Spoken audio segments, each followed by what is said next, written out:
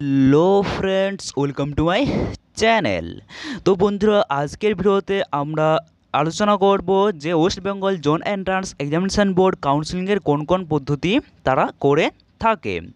তো যদিও এটা জেমপাস ইউজি অর্থাৎ বিএসসি নার্সিং এবং প্যারামেডিক্যাল স্টুডেন্টদের জন্য নোটিশটা রয়েছে, যারা কিন্তু এনএম জেএনএম স্টুডেন্ট রয়েছে তারাও কিন্তু এই ভিডিওটা লাস্ট পর্যন্ত দেখতে থাকবে, কারণ West Bengal joint entrance examination বোর্ডের আন্ডারে যেসব পরীক্ষা হয়ে থাকে ইঞ্জিনিয়ারিং এবং প্যারামেডিক্যাল বা ফার্মেসি যে কোনো পরীক্ষায় কিন্তু এই পদ্ধতিতে West Bengal joint entrance examination board করে থাকে।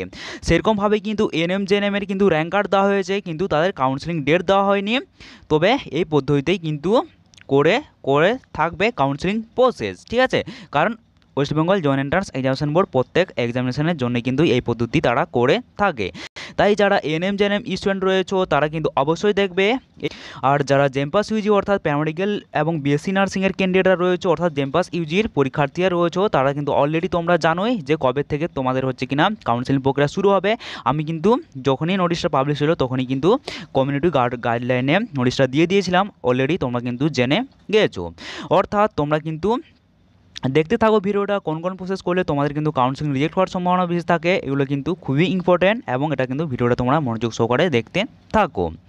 তো প্রথমে বলে রাখি যে তোমাদের কিন্তু জেমপাস ইউজি ক্যান্ডিডেটরা তোমাদের কিন্তু প্রথমে কি করতে হবে না, কাউন্সিলিংয়ের প্রথমেই ধাপ কী করতে হবে, তোমাদেরকে র্যাঙ্ক কার্ড অলরেডি তোমাদের রয়েছে, কিন্তু তোমাদের প্রথমে করতে হবে কিনা অফিসিয়াল ওয়েবসাইটে গিয়ে তোমাদের কিন্তু প্রথমে কী করতে হবে, কাউন্সিলিং প্রথমেই ধাপটা হবে তোমাদের কিন্তু রেজিস্ট্রেশন করে নেওয়া, ঠিক আছে।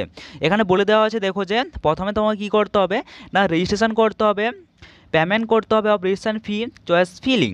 অর্থাৎ কোন ডেটের মধ্যে করতে হবে তোমাদেরকে registration, payment of registration fee এবং চয়েস ফিলিং। এখানে দেওয়া আছে, দেখো যে 5ই অক্টোবর থেকে কিন্তু 11ই অক্টোবরের মধ্যে কিন্তু টাইম দেওয়া হয়েছে, সেই টাইমের মধ্যেই তোমাদেরকে করতে হবে, ঠিক আছে। এই টাইমের বাদে কিন্তু এখানে কোনো অ্যাকসেপ্ট হবে না, অর্থাৎ এই টাইমের মধ্যেই তোমাদের কিন্তু করে নিতে হবে, নাহলে কিন্তু তোমরা কাউন্সিলিং প্রক্রিয়া করতে পারবে না। অর্থাৎ এবছরের জন্য কিন্তু তোমরা কাউন্সিলিং প্রক্রিয়া করতে পারবে না, অর্থাৎ তোমরা কিন্তু কলেজ পাবে না। এটা কিন্তু খুবই ভাইটাল, অর্থাৎ এই ডেটের মধ্যেই তোমাদের কিন্তু রেজিস্ট্রেশন করতে হবে, ঠিক আছে। তো আশা করি তোমরা বুঝতে পারলে যে 5ই অক্টোবরের মধ্যে কিন্তু 11ই অক্টোবরের মধ্যে তোমাদের কিন্তু এই registration, payment of registration fee এবং চয়েস ফিলিং।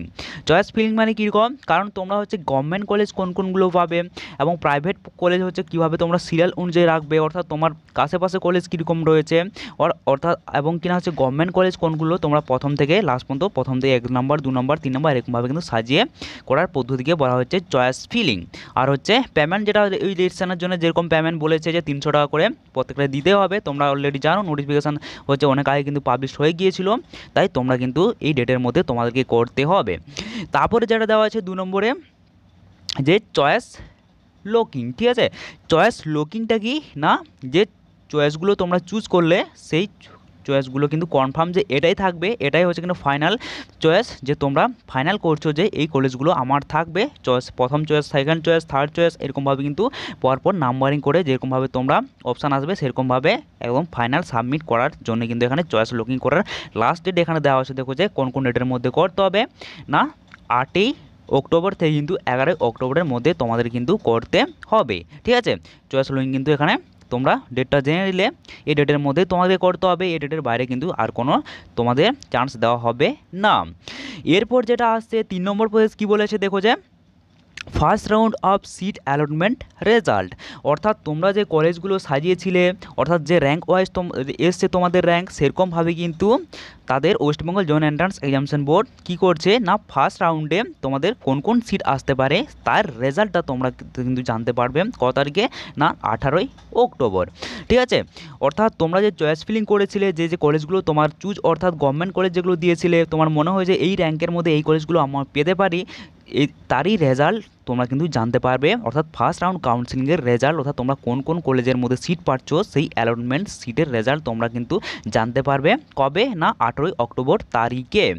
আচ্ছা, এরপর কি বলা হয়েছে, দেখো যে ফার্স্ট রাউন্ডের কাউন্সিলিং তোমরা জানতে পারলে, এরপর রয়েছে যে পেমেন্ট অফ সিট অ্যাকসেপ্টেড ফি।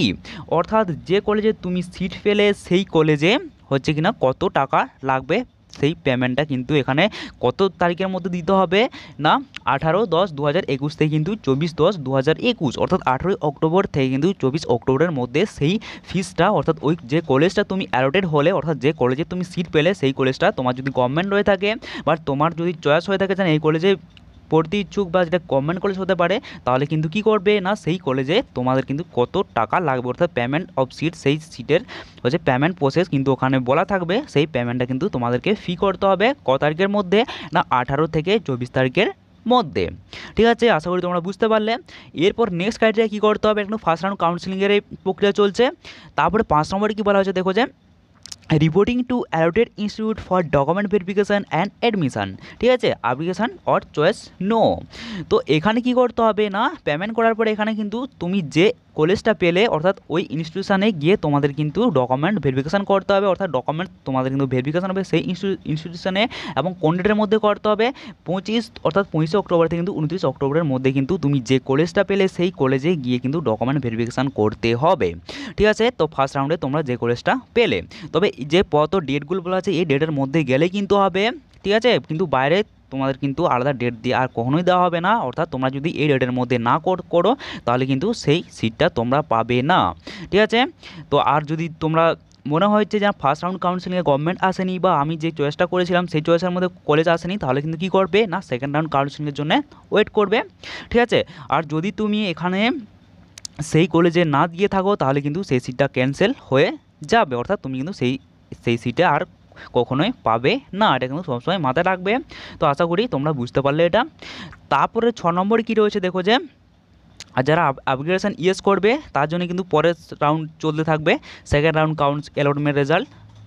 তো তারপরে লেখা আছে দেখো যে 6 নম্বরে বলেছে second round seat allotment result, অর্থাৎ এরপর হচ্ছে ফার্স্ট রাউন্ড হয়ে গেল, এরপর আছে second round allotment result. Second রাউন্ডে তোমাদের কোন কোন করে আসবে তার তোমরা সেই রেজাল্ট জানতে পারবে ক তারিখের মধ্যে না 3/11/2021 অর্থাৎ 3 নভেম্বর তারিখে তোমরা কিন্তু সেটা দেখতে পাবে যে সেকেন্ড রাউন্ড কাউন্সিলে কোন কোন কলেজ তোমার এসছে। সেই একই প্রসেসভাবে যে সেই কলেজটা এলে অর্থাৎ তুমি যদি গভর্নমেন্ট কলেজ পেয়ে থাকো বা তোমার যদি চয়েস সেই কলেজটা হয়ে থাকে তাহলে কিন্তু কী করবে সেই কলেজের পেমেন্ট অফ সিট অর্থাৎ সেই সিটের কতটা পেমেন্ট রয়েছে অর্থাৎ ফ্রেশ অ্যালোটেড যে ক্যান্ডিডেট রয়েছে সেই ক্যান্ডিডেটরা তারা কী করবে না তারা হচ্ছে কিনা 3 অর্থাৎ 3 নভেম্বর থেকে 10 নভেম্বরের মধ্যে সেই সিটের যে পেমেন্ট রয়েছে সেটা কিন্তু তোমাদেরকে কী করতে হবে না অ্যাকসেপ্ট করতে হবে। এবং নেক্সট কী করতে হবে 8 নম্বর যেটা লেখা আছে দেখো যে reporting two allotted institute for document verification for admission. তোমার যদি মনে হচ্ছে না এই ইনস্টিটিউশনটা আমি অ্যাডমিশান হতে ইচ্ছুক অর্থাৎ আমি গভর্নমেন্ট পেয়ে গেছি, তাহলে কী করবে তাহলে কিন্তু এই হচ্ছে ইনস্টিটিউশনে গিয়ে কিন্তু তোমাদের ডকুমেন্ট ভেরিফিকেশান হবে এবং এখানে তুমি কিন্তু অ্যাডমিশন প্রক্রিয়া এই ডেটের মধ্যে 11 হচ্ছে কিনা নভেম্বর থেকে কিন্তু 16 নভেম্বরের মধ্যে তোমরা কিন্তু সেকেন্ড রাউন্ডে যে কলেজটা পেলে সেখানে তুমি কিন্তু ভর্তি হয়ে যেতে পারবে।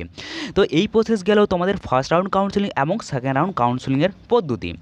তারপরে যেটা আসছে যে মপ আপ রাউন্ড কাউন্সিলিং। ঠিক আছে, তো মপ আপ রাউন্ডের জন্য কিন্তু তোমাদের আলাদাভাবে কী করতে হবে দেখে নাও যে option of mop up round, payment of mop up round, fee ও চয়েস ফিলিং। তো এখানেও কিন্তু তোমাদেরকে চয়েস ফিলিং আবার পুনরায় নতুনভাবে করতে হবে এবং কিনা হচ্ছে পেমেন্টও পদ্ধতি কিন্তু তোমাকে নতুন করে করতে হচ্ছে।